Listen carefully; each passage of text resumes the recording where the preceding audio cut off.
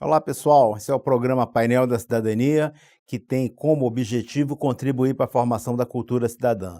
Você pode participar do nosso programa através do paineldacidadania.com.br ou através do nosso WhatsApp, 6199-811-4665.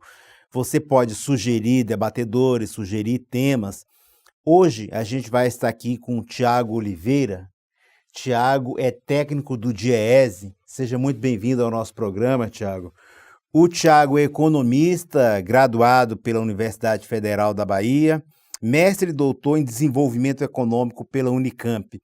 Hoje ele está como técnico do DIEESE e a gente vai tentar esclarecer um pouco, bater um papo aqui sobre essa reforma trabalhista aí que, como disse o Tiago agora há pouco, foi tratorada, como é que se diz? Foi de uma forma assim um pouco dura, ela foi aprovada sem uma maior discussão com a sociedade sobre o que poderia ser pior, o que poderia melhorar para a sociedade.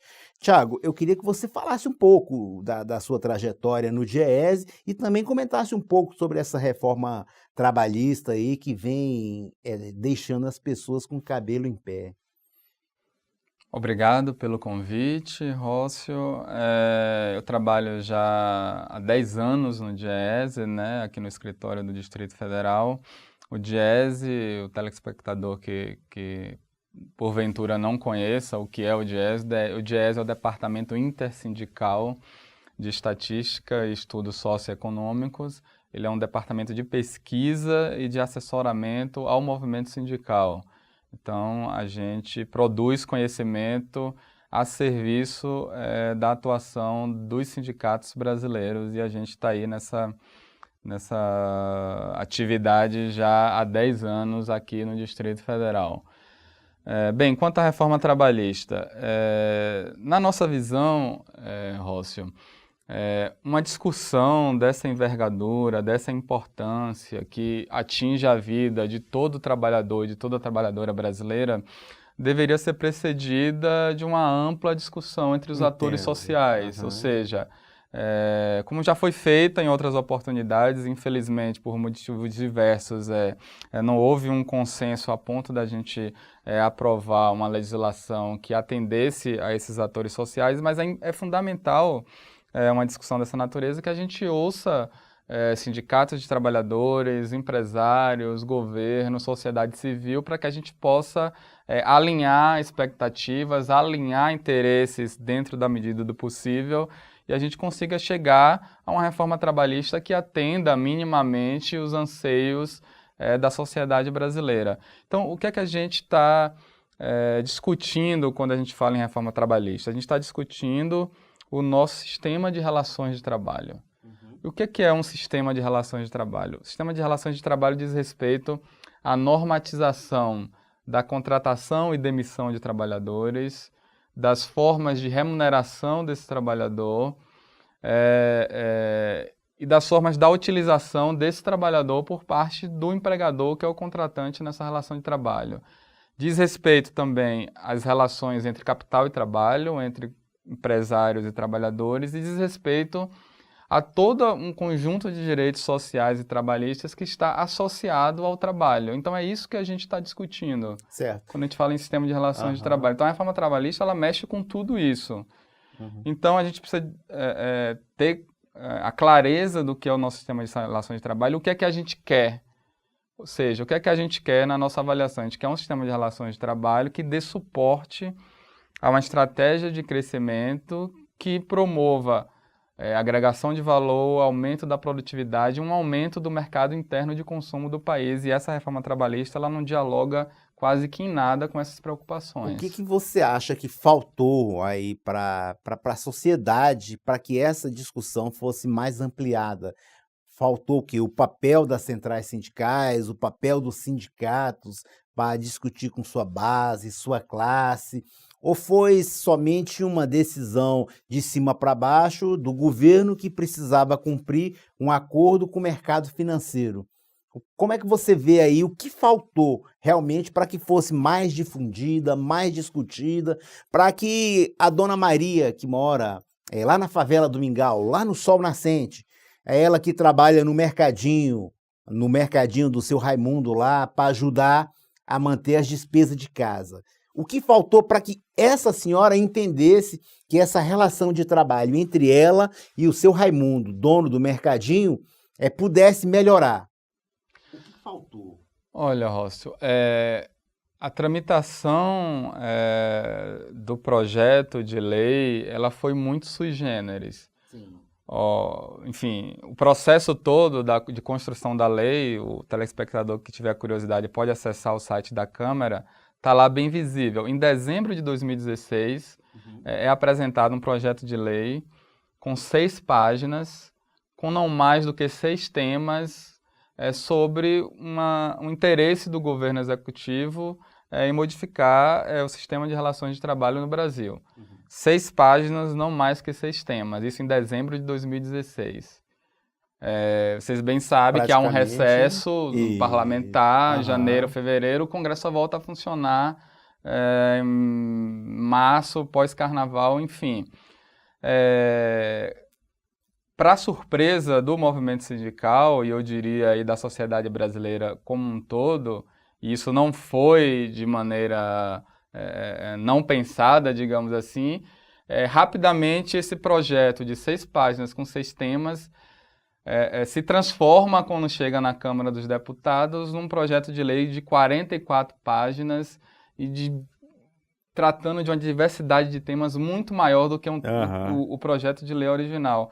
Então, a rapidez com que isso se transformou, ou seja, de um projeto muito localizado, muito pontual, para um projeto que modifica de forma bastante ampla a legislação trabalhista brasileira, a rapidez com que isso se deu, acho que pegou de surpresa os movimentos sindicais, a sociedade brasileira como um todo. Então, não foi possível, não houve tempo hábil na minha avaliação para que houvesse uma estratégia exitosa de se contrapor aos objetivos por trás dessa reforma trabalhista. Repito, por conta de um processo muito acelerado de tramitação do projeto. Lembro também, nesse sentido, que o acordo feito entre o governo e o Senado era que não modificasse nenhum ponto da Câmara, ou seja, sugeriu-se que o Senado abdicasse de seu papel de ser uma casa reformadora, de tentar aprimorar o projeto. Exato. Opinião. Houve um acordo para que não houvesse mudança dessa natureza, porque isso implicaria no projeto voltar para a Câmara, e isso atrasaria bastante a aprovação, com um pacto, digamos assim, de que alguns pontos seriam vetados e uma medida provisória posteriormente seria editada para suavizar alguns pontos mais polêmicos da reforma. Assim aconteceu, pela metade, o Senado não modificou em nada o projeto de lei que chegou da Câmara no acordo, mas o governo, até o presente momento, ele não só não vetou os pontos recomendados pelo relator, o senador Ricardo Ferraz, que deveriam ser vetados, como também não editou a medida provisória até agora. Então, eu acho que esses elementos deixam bem claro que havia um interesse de aprovar uma reforma trabalhista ampla, muito rapidamente, para que não houvesse tempo de assimilação pela sociedade brasileira dos impactos negativos que ela traz para cada trabalhador e para cada trabalhadora. Eu gostei dessa análise aí, quando você fala que foi de impulso, o impacto foi forte, e para que a sociedade não tivesse tempo de digerir o que estaria acontecendo, foi como eu dei o exemplo. A Dona Maria, que trabalha no mercado, o seu Raimundo, ela não vai entender essa relação de trabalho que está modificando. Como a gente conversava anteriormente, você falava com relação ao horário, o contrato intermitente, que o empregador contrataria as pessoas somente nos horários de pico que ele mais necessitasse daquela mão de obra naquele momento. E como é que a gente pode explicar para a sociedade, para as pessoas que estão nos assistindo nesse momento, como que é esse contrato intermitente? que a pessoa está acostumada a sair de casa de manhã e voltar à noite. Tem o intervalo do almoço, sai de manhã e volta à noite para casa. E como é que é esse horário intermitente? O contrato de trabalho intermitente é uma das formas atípicas, digamos assim, de contratação do trabalho que a lei ela incorpora e amplia, digamos, o cardápio de formas de contratação que o empresário terá a partir de agora, caso queira contar com um trabalhador adicional na sua empresa. Isso não é invenção brasileira, por exemplo, na Inglaterra, no Reino Unido, existe o que eles chamam de contrato zero hora, e o que é para o telespectador entender? O contrato de trabalho intermitente é um contrato de trabalho no qual o trabalhador ele fica à disposição do empregado, aguardando ser chamado para exercer a sua atividade profissional. Essas horas que ele aguarda ser chamado não são remuneradas. Ele só é remunerado pelo exato período no qual ele exerce as suas atividades. E da forma como a lei coloca, sem nenhuma restrição, sem nenhuma preocupação em tornar esse tipo de contrato de trabalho intermitente específico para a utilização de alguns setores da atividade, ele pode ser utilizado de maneira ampla pelos empresários brasileiros. Só para dar um exemplo,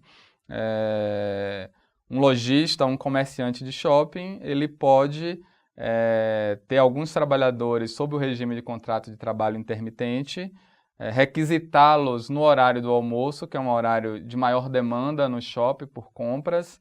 Essa demanda ela diminui a partir das 14 horas, ele dispensa o serviço dessa pessoa.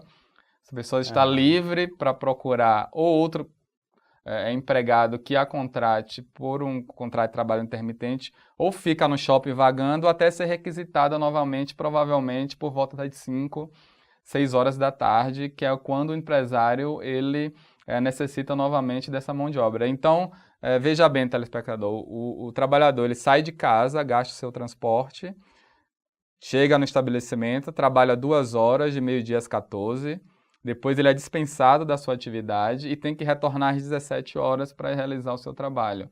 Ou ele fica vagando no shopping, ou ele retorna para casa gastando outro transporte e para ir e para voltar para concluir a sua jornada. Ou seja, você tentar modular ao máximo a utilização de trabalhadores ao ciclo dos negócios. Tem alta demanda por meus produtos, eu contrato os trabalhadores. Tem baixa demanda por meus produtos, eu dispenso meus trabalhadores.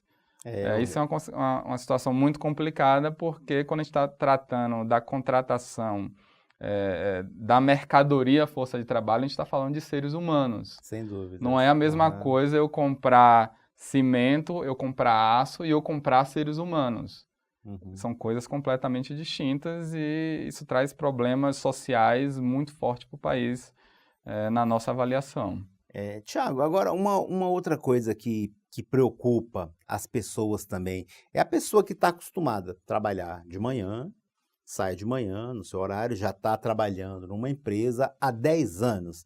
Essa pessoa tem o contrato com a empresa há 10 anos, ela trabalha no horário comercial de 8 às 12 e de 14 às 18, com intervalo de 2 horas para almoço. E vai haver alguma mudança nessas pessoas que estão trabalhando nesse contrato aí, ou somente um contrato novo? Ela teria que ser demitida daquela vaga ali, daquele trabalho, e ser recontratada novamente para que possa haver mudanças, ou dentro desse mesmo contrato ela vai ter alguma mudança significativa que possa deixá-la preocupada nesse momento? Do ponto de vista do contrato de trabalho intermitente, por exemplo, do ponto de vista do custo horário do trabalho para o empregador, não há mudança, porque a pessoa ela é paga logo em seguida ao cumprimento da sua jornada de trabalho. E é pago não só o seu salário, como todos os seus direitos trabalhistas, como FGTS, etc. Acontece que o empresário ele vai ter a partir de agora à sua disposição um cardápio de contratos de trabalho mais amplo para poder diminuir o custo total com sua folha de salários. Por exemplo? Então, o trabalhador, a princípio, ele não pode ser transformado imediatamente de um contrato de trabalho seletista por tempo indeterminado num contrato de trabalho intermitente. Não pode. Mas, uma vez ele demitido, passando um tempo no desemprego e tendo que retornar para o mercado de trabalho, ele está, digamos, apto a se tornar um trabalhador por contrato de trabalho intermitente.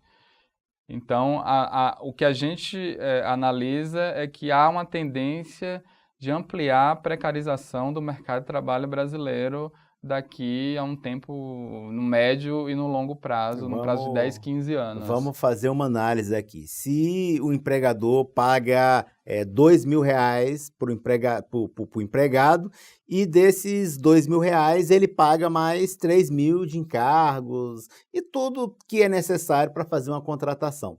Aí ele tem um gasto de R$5.000 com aquele funcionário, sendo que algumas horas esse funcionário vai ficar um pouco assim disperso, sem ter um ritmo de trabalho como o empregador gostaria. Então ele demite esse funcionário, aí ele vai gastar somente R$2.000 com outro funcionário intermitente. Isso aí preocupa.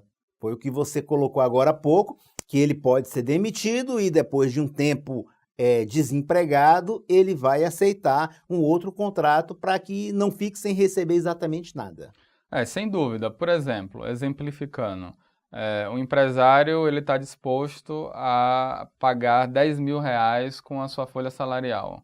Hoje, vamos supor que ele tenha 3 pessoas com uma jornada de trabalho de 40 horas, seletista, como nós estamos habituados a verificar na maior parte dos estabelecimentos.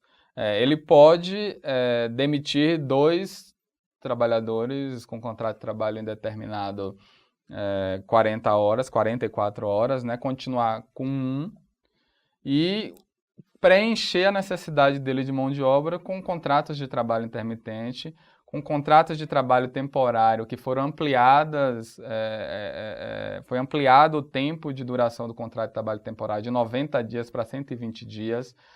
Pode utilizar o contrato por regime de tempo parcial, que também foi ampliado para 30 horas. Então, na verdade, há toda uma mudança no sistema de relações de trabalho brasileiro, que visa, por um lado, aumentar a segurança das empresas na contratação do trabalho e aumentar a flexibilidade que as empresas têm para gerir esses contratos de trabalho. Qual é o outro lado dessa moeda? É uma maior insegurança por parte dos trabalhadores, uma menor proteção institucional, seja a proteção institucional dada pelo Estado, seja a proteção institucional dada pelos sindicatos. Então você vai ter, sim, uma economia mais flexível, uma maior segurança na contratação por parte dos empresários, porém a gente vai ter um mercado de trabalho mais inseguro, um mercado de trabalho mais precário, sem dúvida alguma. Ou seja, para o capital, tudo. Para a sociedade, nada. Houve aí uma mudança nessa reforma trabalhista que garante aos empresários mais direitos e aos trabalhadores flexibilização de direitos e vender o trabalho em troca de sobrevivência. É mais ou menos isso, né? Agora, Thiago, veja bem o seguinte aqui. Você falou sobre a questão do trabalho intermitente e agora eu queria que você explicasse um pouco sobre a decisão dessa reforma trabalhista em não proibir grávidas e lactantes em trabalhar em locais insalubres, o que antes era proibido por lei. A mulher estava grávida e não podia trabalhar em local insalubre. Ou ela era transferida para um outro local que desse melhores condições e uma qualidade de vida melhor para ela dar condições melhores de vida ao seu bebê. E hoje, essa proibição não existe mais.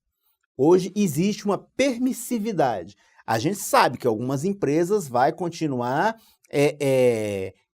dando condições às mulheres a terem uma qualidade de vida melhor e não vão permitir que elas trabalhem. Mas a gente também sabe que existem empresas que querem consumir o trabalho do camarada, quer que as pessoas trabalhem e sem nenhum tipo de direito. Quer produção, produção, produção.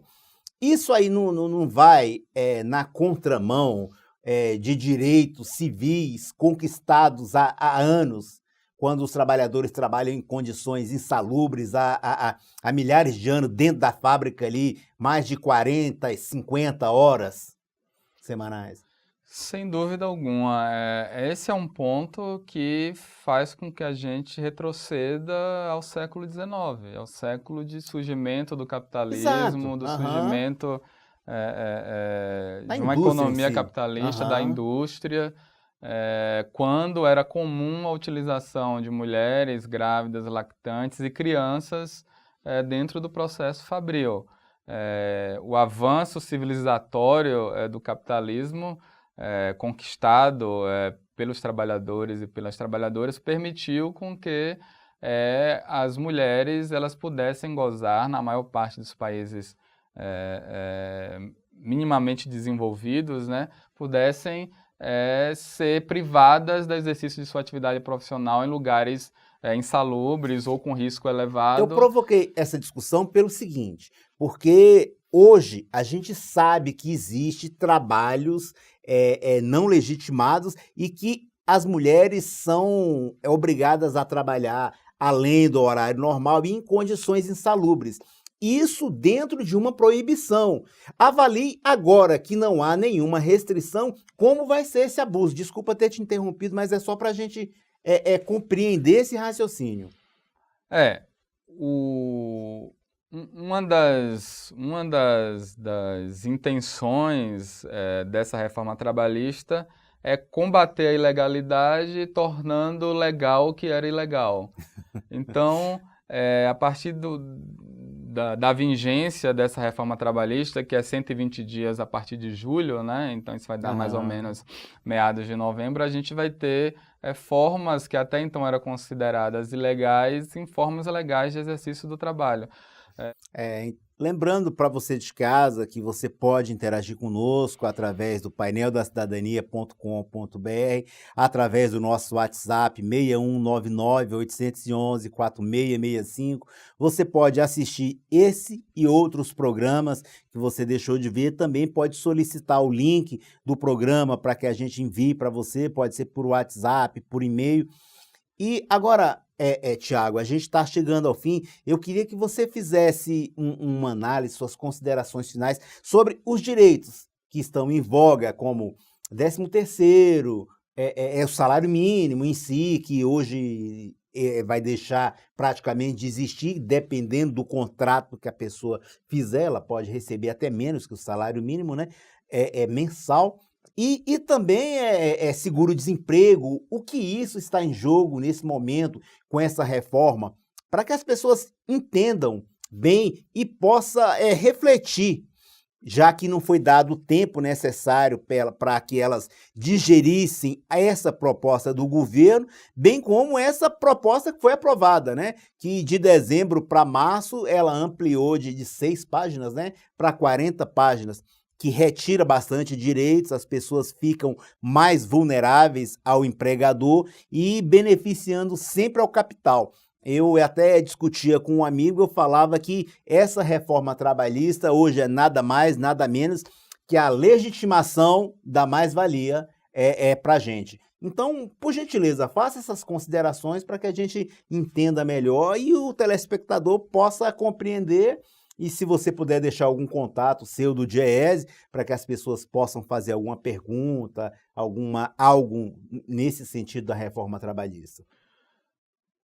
Pois então qual é o cenário a partir de agora com as novas leis do trabalho no país?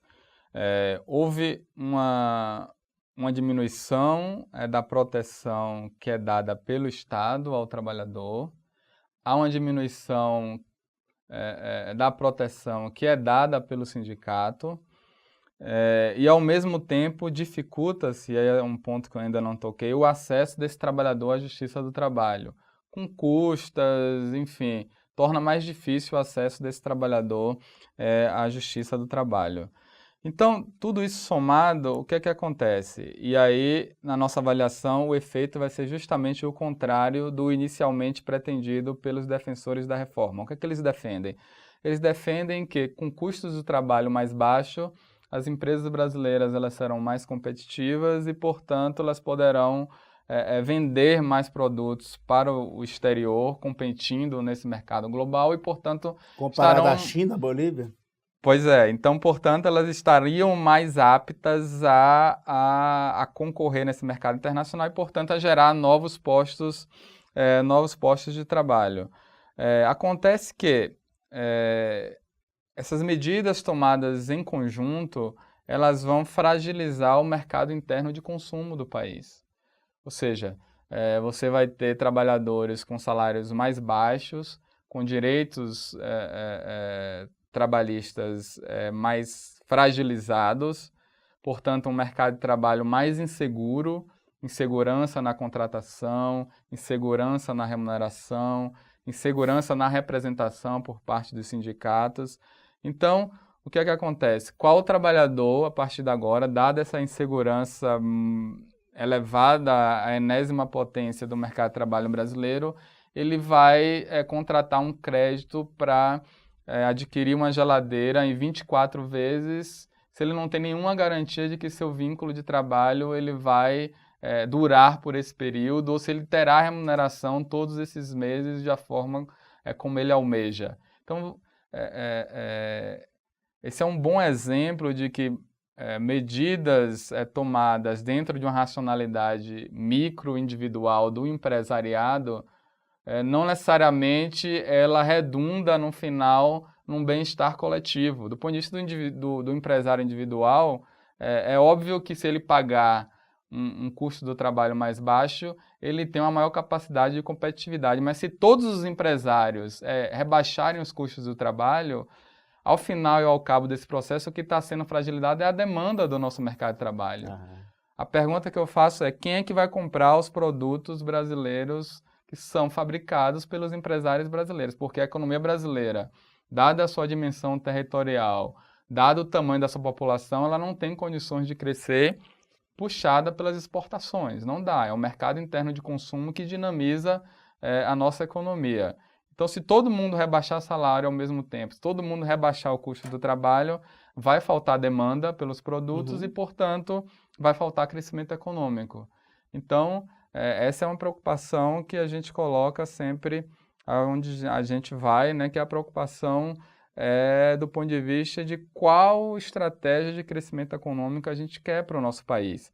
A gente quer uma estratégia de crescimento econômico fundada em baixos custos do trabalho, a gente quer isso. A gente quer concorrer com a China, quer concorrer com a Bolívia, quer concorrer com a Malásia. É uma competitividade que alguns economistas chamam de competitividade espúria. Ou seja, o que a gente precisa é de uma competitividade autêntica, uma competitividade sistêmica, que esteja baseada em quê? Baseada no aumento da produtividade, na agregação de valor dos produtos e em trabalhadores que tenham um mínimo de segurança no mercado de trabalho. Então, na nossa avaliação, essa reforma trabalhista, no seu conjunto, ela aponta para uma estratégia de crescimento econômico que vai ser excludente do ponto de vista econômico e do ponto de vista social. Ah, tá certo. Nós conversamos aqui com o Thiago Oliveira, técnico do DIEESE, batemos um papo aqui sobre reforma trabalhista, os prós e os contras, que nesse debate a gente viu que os contras são muito maiores do que isso, essa flexibilidade vai apenas tirar direito do trabalhador, e agradecendo mais uma vez a você de casa que nos dá essa audiência, e lembrando que você pode sempre participar conosco através do nosso site ou através do nosso WhatsApp. Um forte abraço em cada um de vocês e até a próxima semana.